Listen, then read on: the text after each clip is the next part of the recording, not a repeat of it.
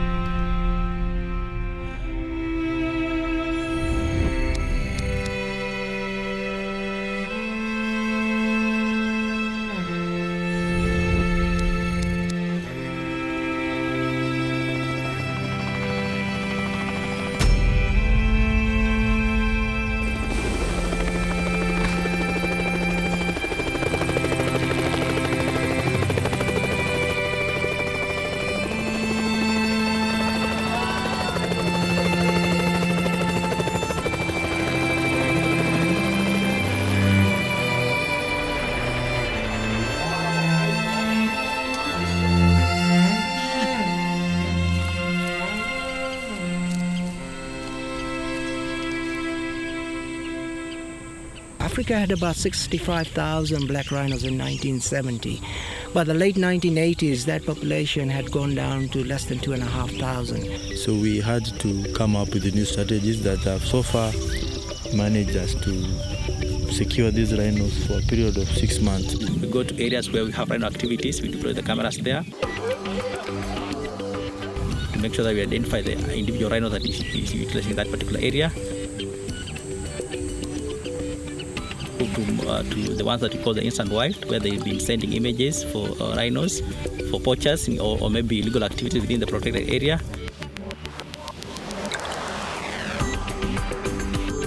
This here is just a prototype, and we've come out to test it in the field. What we're looking at is a new type of remote monitoring unit. So these cameras will be on a grid about 1 kilometer apart and picture about 50 of them in any given place.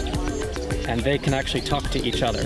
So if an image is taken on this camera, it can pass it to another camera, which passes it to another camera, which passes it back to a node. And this node then sends the image up by satellite. They can then collect information on vehicles as they drive by with seismic sensors attached to them. They can actually tell if a metal device has walked by, so if we know if guns are in the area. If wildlife populations and their habitats are to be managed effectively, then it's very important to obtain reliable scientific information on locations, their movements and trends in wildlife population, impact of human activities, and status of habitats. And so we've developed these tiny, tiny tracking devices. They're called Mataki devices, which we can put on any animal.